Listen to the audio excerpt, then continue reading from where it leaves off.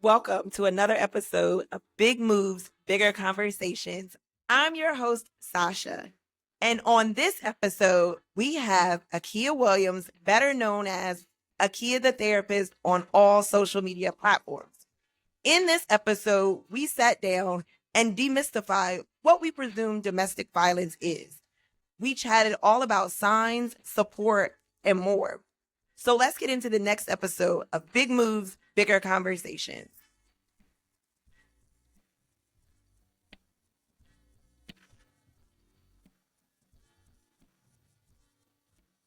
Welcome to another episode of Big Moves, Bigger Conversations. I'm your host, Sasha. And today on set, we have Akea Williams. Akea is a licensed professional counselor, trauma therapist, advocate, author, and founder of Akea's Heart and Counseling. Although I've never worked with her in a professional capacity, she's today's featured guest because she is my good friend. Her perseverance, determination, and passion for her work is truly commendable. I can personally testify for her passion in supporting youth and young adults impacted by trauma and an attitude to reshape clients' perspective. With that, I'd like to welcome Akea. Akea, welcome to Big Moves, Bigger Conversations. Thank you for having me. Hey, Sasha. Hey, Akea. Correct me when I do it.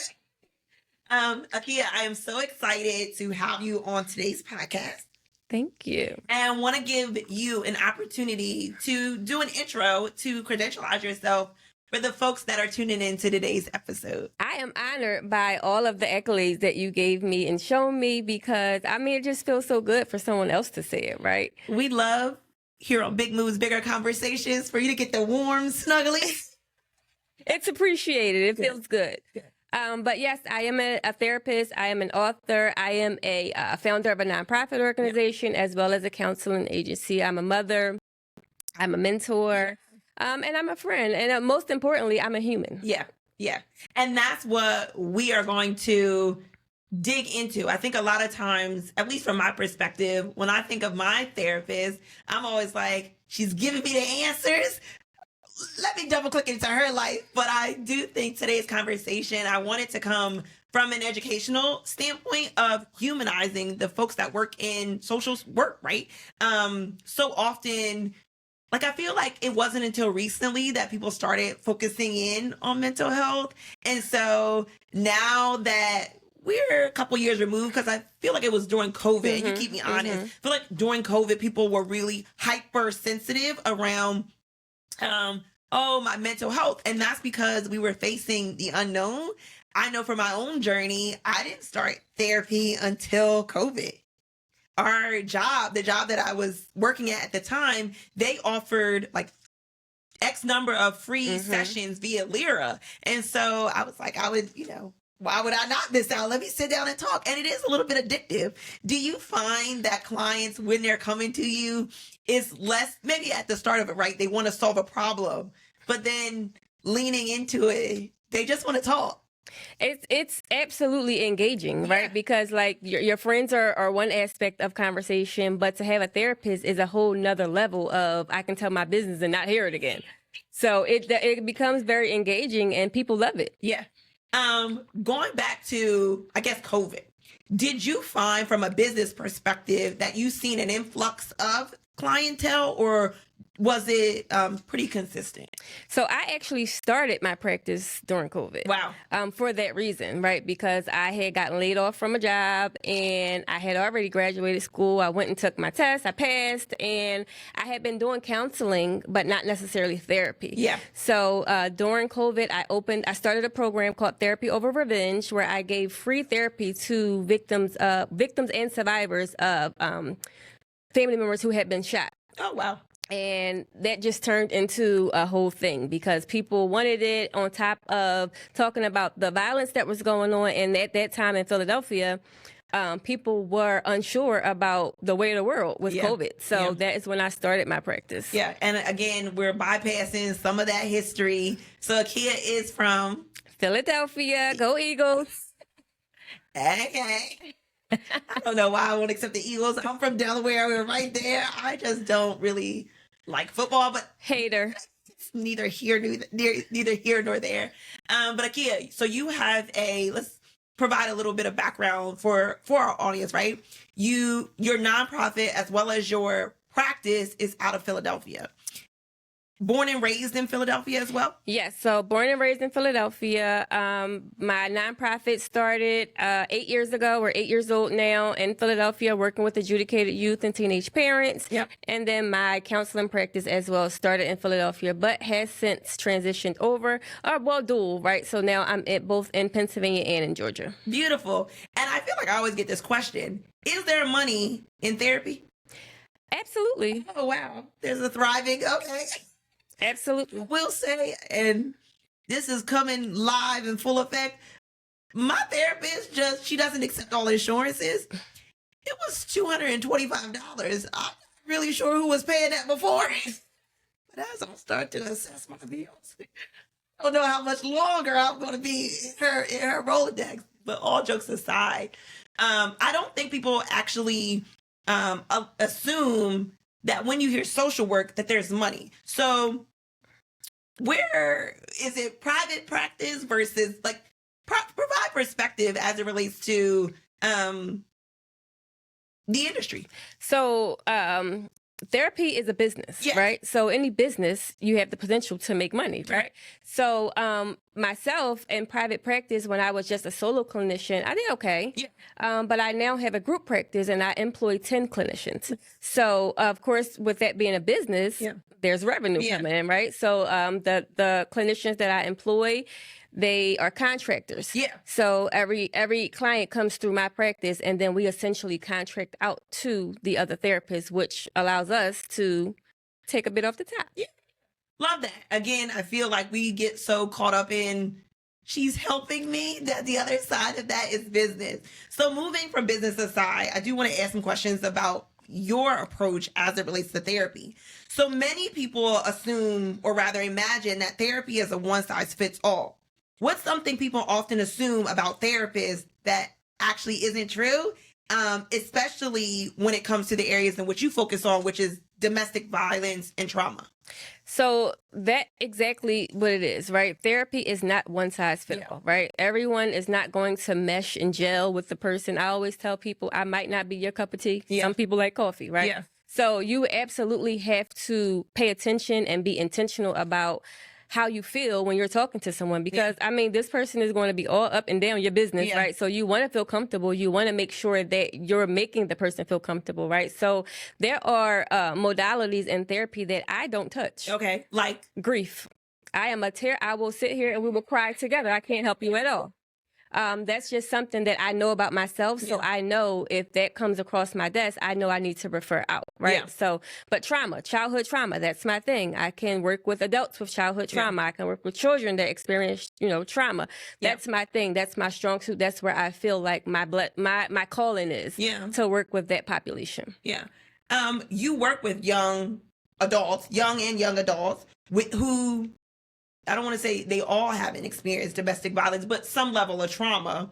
What are some warning signs someone should watch for, even if they're subtle?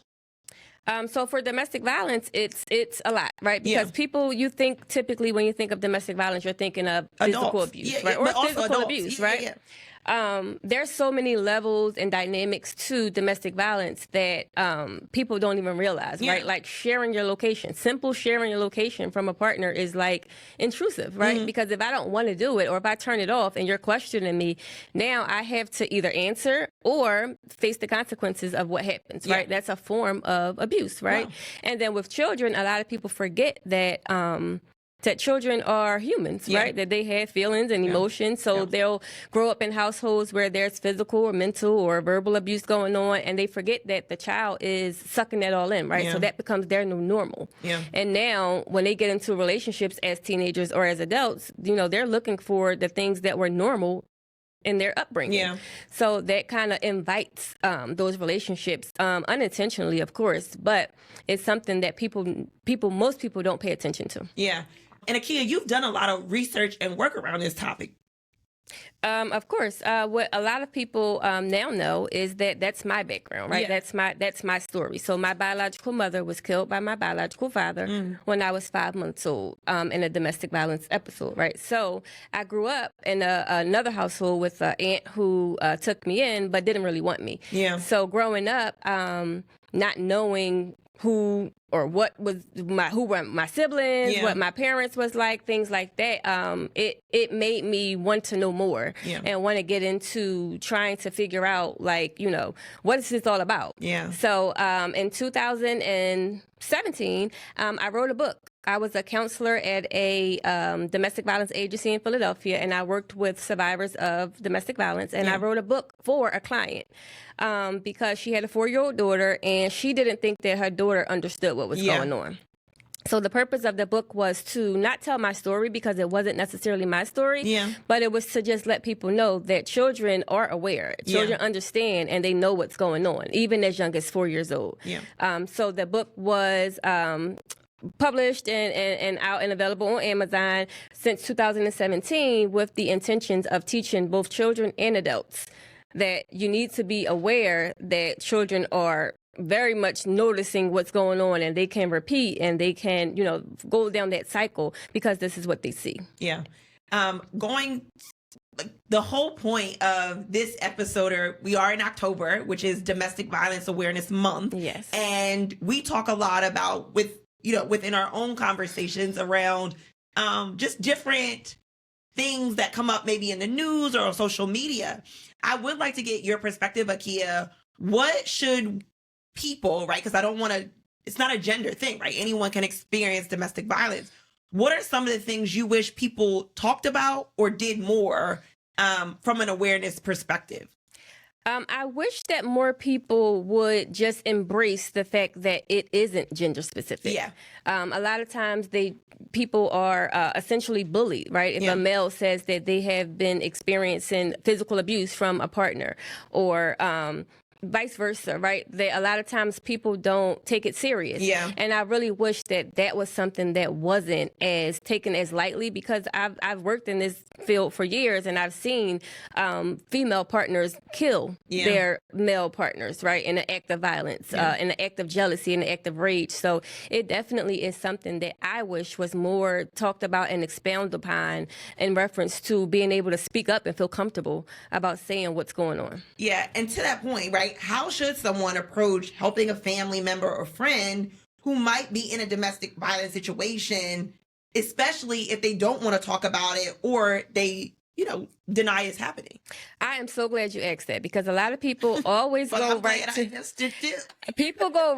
like, they want to help, right? Because people genuinely want to help, but they'll say, just leave them. Right. And that's not always the answer, right? Like probably the worst time to leave the worst time in an abusive relationship is when one partner tries to leave, because domestic violence is about power and control. Right. So if you try to take that power and control back, then the other one's very upset, right? So just being able to listen and not judge, right? Offering resources as opposed to strategies and offering up, well, you should do this and what I think you should do. Because I always say, like, you are the author and the expert at your life. Yeah. I'm not living it. So you are doing exactly what it is that you need to do to keep yourself safe, because at this moment, you're alive. Right. So you're doing the best that you can, and just reminding people that it's okay. Maybe you need to put together a plan and an exit strategy, but you can't just force someone or put your opinion on someone because you're not experiencing it. And you've only heard an aspect. That person, to your point, is living it. And so it can feel and look very different. So your exit of just leaving may not align with financially where they can go, like all of these other things. I have had individuals in my community and they've experienced domestic violence, and I found I wasn't on the side of you should do da da da da da. I was more so on the side of listening, but then I also felt helpless because there was so many times that I kept hearing the story, and me, just based off of who I am, I kind of felt like, when is enough going to be enough, right? When do you honor yourself? And that's how I put it. Like, when do you honor yourself and walk away or start to even make a plan? And I did find myself like pulling away from that relationship, because for me, I also felt like I don't want to wait until something happens. And I was just the listening ear. had I come to you at that time, what would some of your advice have been to me? To feel what you need to feel, right? Yeah. So sometimes we have that obligatory, feeling that we have to do something. Yeah. Or if something happens, it's our fault because we didn't do anything, right? So I always encourage people, feel what you need to feel. If you need to step away, you need to do what's best for you because you're stuck with you at the end of the day. Yeah. So whatever decision you decide to make, you have to be okay with it. So if you decide to stay around and this is a burnout every time this person calls or you feeling yourself getting upset when you see what's going on, that's the decision that you made. So you always have to go with what feels right for you, not for the other person, because remember, they're the expert at their life. Right. I do want to go back to a point you mentioned around grief specialists. I think it's such an important distinction because I am one of those people that assumed if you say you're a therapist, you better tell me everything is possible. But what's the difference, at least from your lens, between trauma versus grief and how it shows up?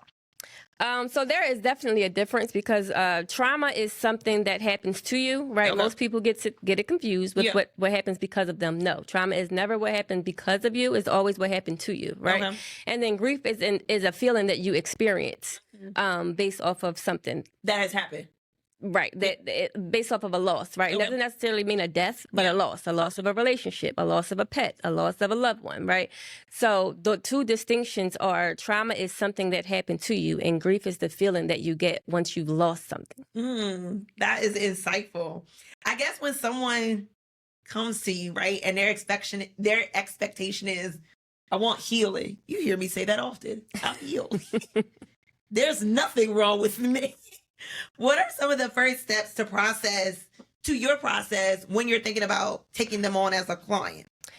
So the one thing that I always do is I remind clients, therapy is like a puzzle, right? Yeah. So you don't really see somebody putting a puzzle together in a box, right? You normally have to dump out all of the pieces. You sit there and put them together one by one. And sometimes that one don't fit. You got to put it down, pick up another one, right? So therapy is like that, right? You have to literally lay it all out and figure out where the pieces fit. And that's how you get your healing. And healing as a picture in my analogy with the puzzle is once that puzzle is complete, what do you have? You have a full picture that no longer fits in that box, right? So in therapy, it's teaching you to put those pieces together, right? We're not magicians. Yeah. We are not magical healers, right? You do the work. We assist you and help you with coping strategies and plans on how to get there. Yeah. But essentially, you do the work because you're the person that is affected by it. That's why some people for therapy doesn't work because they're not doing the work, right? So it's all about you. And when you're ready, I also tell people you're not a dog. Nobody can pull you on a leash faster than you want to go. Right. You're not there yet. You're not there. Sometimes therapy is just talking about what we're dealing with right now. Yeah. We're not touching on anything else. Yeah. How often do you find people are coming to you and they're not ready? Usually, because I am a very specific niche therapist, right? Usually, people are coming to me and they are at their wits' end. They have tried everything else, and this is just not working. Yeah. So a lot of times, I get people we're at ground zero, and they're like, "If this doesn't work, I'm ending it all." That's where I come in, right? To fill them up and to encourage them and to let them know it's okay, right? Every day is not going to be a good day. We're trying to get through each day in order to get that healing, right? In order to get to a place where we feel comfortable enough to talk about the things that are bothering us. Some people go through a lot of stuff, right? And you might not be the therapist to work through all of that, but maybe you're the beginning phase. Maybe you're the person that can help them through this part, and then now they have the confidence to move on to another therapist that can help them through the next process. Yeah, I love that. And I don't know that a lot of people, at least for myself, I didn't think about it in that way of like, you have this therapist up until this point. I've actually gone through 3 therapists. Yeah, I started one. It was during a time where I was actually going through a sabbatical. And so that was all about workplace trauma, And then I had another one when I was ending a relationship, and that was all about the relationship. But during COVID, I was actually with my partner at the time, and we started counseling because we felt we were spending so much time in our home and we weren't communicating consistently. So, you kind of brought it full circle. I didn't consider it that way, but it was 3 different periods of my life, 3 different things, and I had, 3 very different outcomes.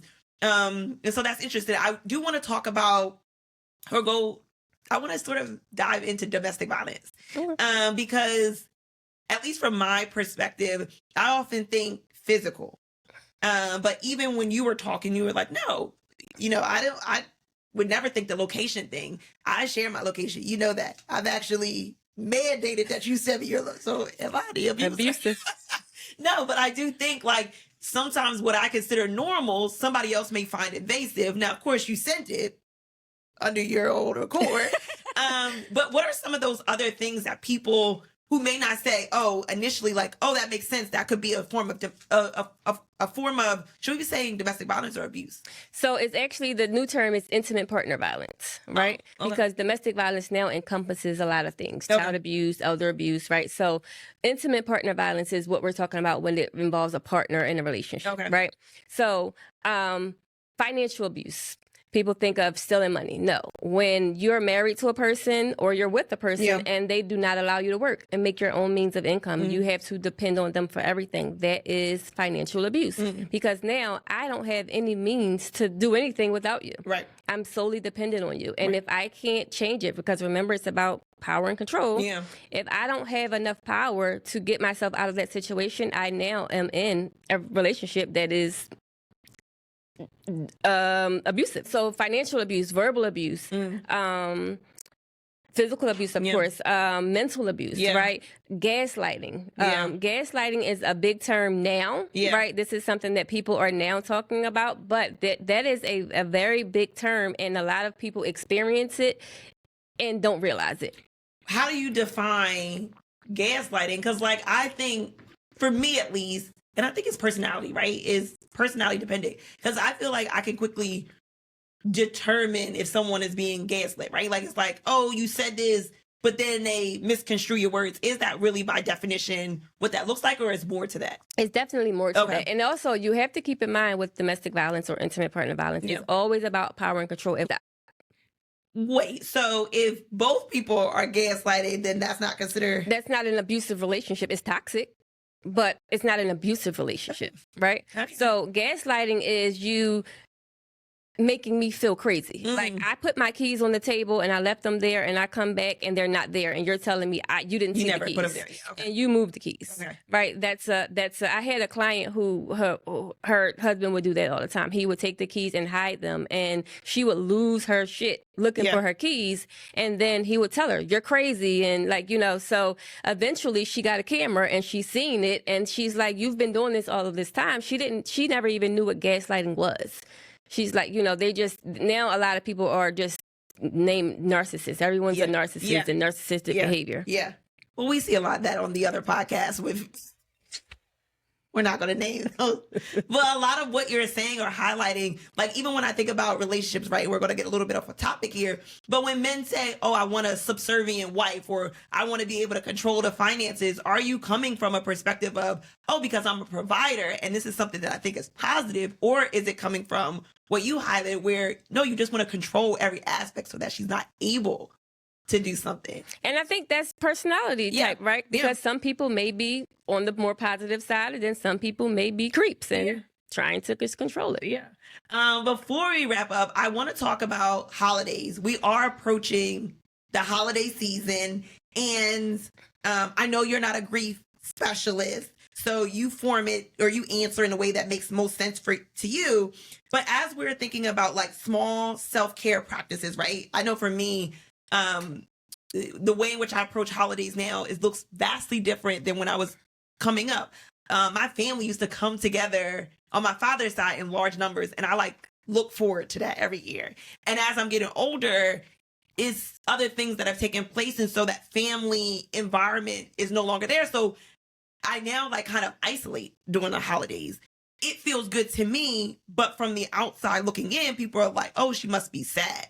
When in reality, I'm just redefining what that time period looks like. And for me, because I also have a birthday in December, and so for me, it's like, oh no, I'm like rebaselining. What are some of the tips or tricks or just things that you would share with maybe someone else who's struggling with identifying boundaries as they're going into the holiday season?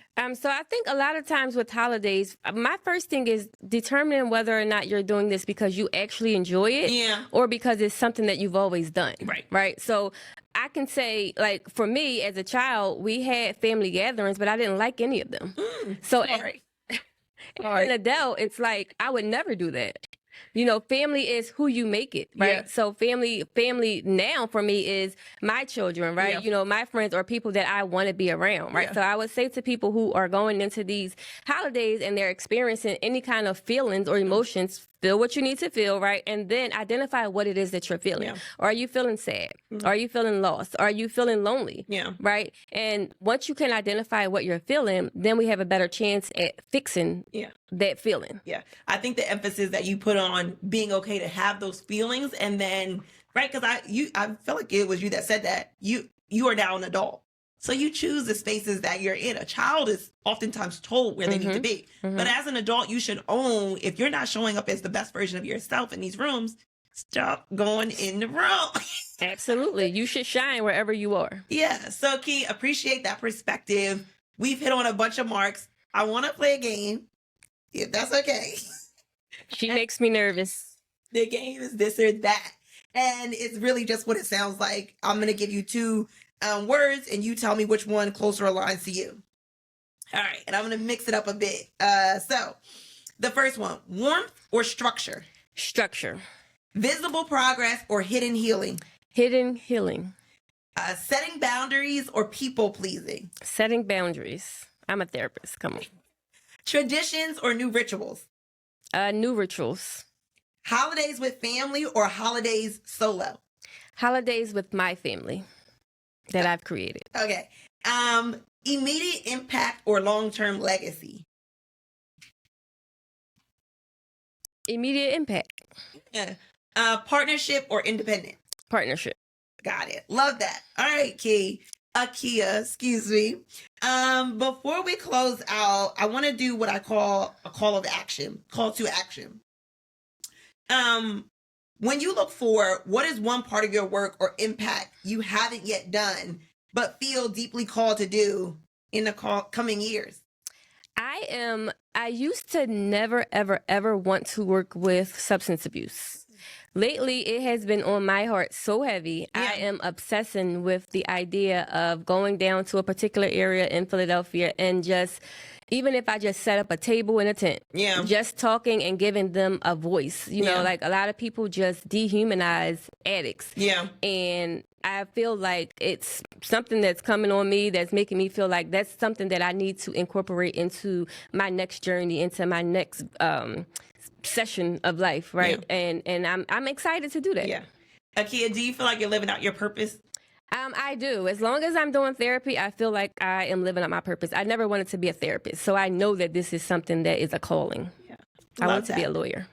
You wanted to be a lawyer? I wanted to be a lawyer. I even have a paralegal degree. I went to grad school because I wanted to open up a mother-baby house for my nonprofit, and I knew that they would need therapy. And the way my brain works is I needed to learn what a therapist was and what they did in order to hire one. So I went to school, and I found my people in Trauma 101. Wow. Well, Akea, that wraps up today's episode of Big Moves, Bigger Conversations. I appreciate you joining us. And until next time, talk soon. Thanks for having me.